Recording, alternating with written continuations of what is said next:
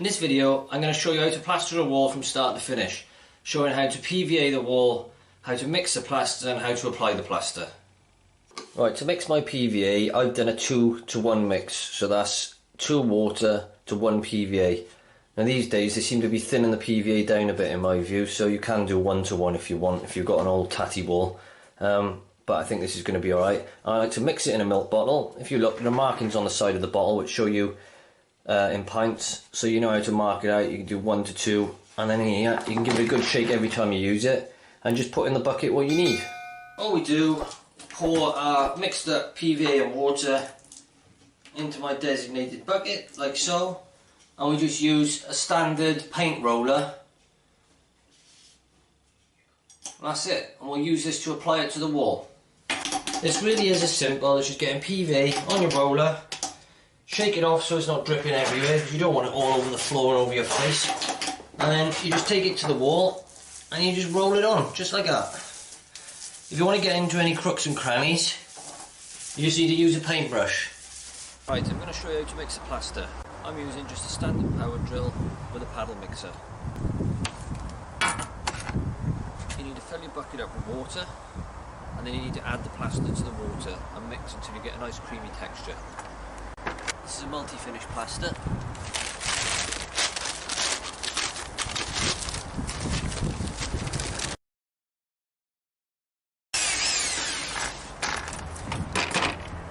Then you want to use your bucket trowel to scrape all the plaster off the inside of your bucket.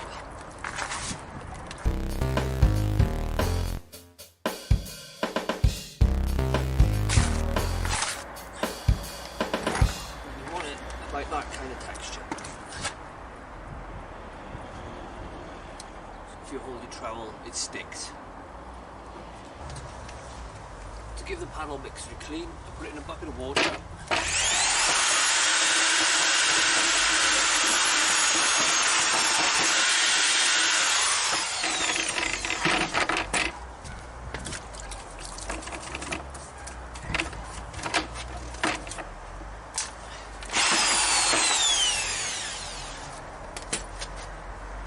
There we go. Ideally you want a bucket of water and a nice brush. This is for wetting down your tools. Before you start, make sure your hawk is wetted down and given a clean. Then you want to wet your trowel as well. You want a bucket trowel, you want to scoop your plaster up, put it on your hawk like that. I'll just show you with a little bit of plaster. If you're applying a plaster on a wall and you're doing it this way, for example, pick it up and then you can apply your plaster just like that. If you're going to the top edge and pulling down, then you want to apply your plaster to your trowel that way round. Okay, so it's on the far right edge if you like, and that way when you come to apply like that, you can go to the wall and you can go down that way.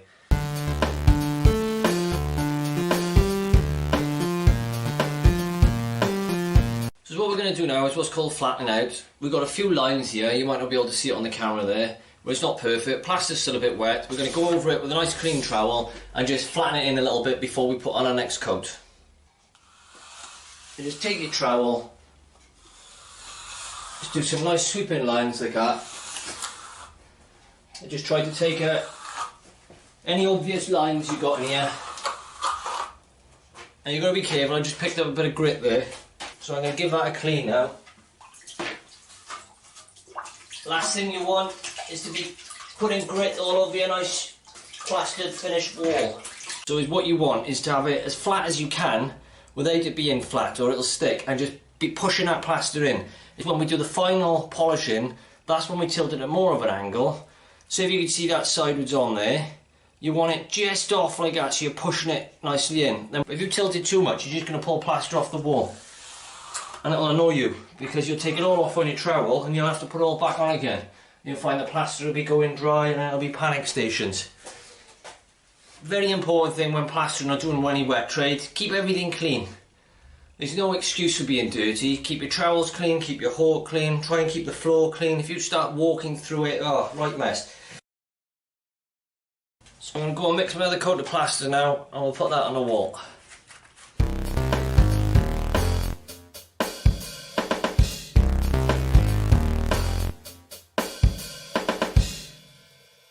This bit's called polishing off, and this is where you smooth the finished surface, and this is the enjoyable bit. Now with this, you put a bit of water on your trowel, but what I'd recommend doing first is just touch the wall and see, and you want what is like a slightly sticky tacky feel. That's the best time to do it. And it's what I always do, put the trowel on the wall first without any water on it, just to get a feel, because sometimes it is a bit wet, you don't want to be adding water. You might be able to smooth it in a bit more and then leave it for a few minutes, but the best thing is not to play with it if it's still a bit wet. So you just want to get on there, and you'll just see some of the fine lines coming out. And what you're doing is you're applying a lot of pressure there, trowel at a slight angle, so you're pushing it in. And what you get on here, they call this the fat. You'll get a little bit of plaster on your trowel. And then what you do is you keep pushing over, and bit by bit you're forcing all that plaster back in, filling any small dips, any bumps, lumps. So in the end you should have a nice smooth wall, and then you can go over it again a few times, wetting your trowel, and that'll give it that nice shiny finish. The other important thing is when plastering, like any other jobs you need to concentrate on, is to poke the tongue out. Like that. With a good poke, always helps the plaster go into the wall. I also noticed that I tend to do a little bit of a gurn when I'm concentrating, so the chin comes out.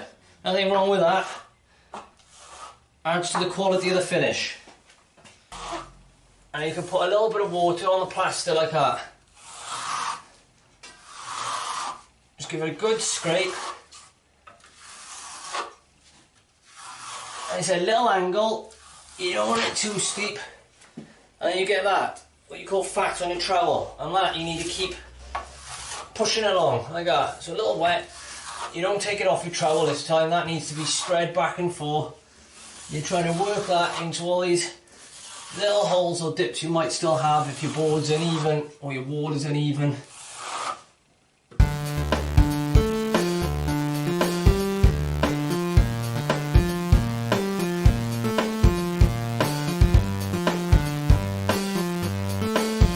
Right, there we are, we're done, we're polished.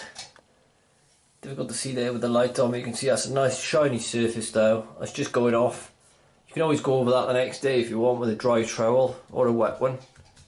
Just put a real gloss shine on it, but like I said earlier, I wouldn't bother because you find it hard for the paint to get a purchase in.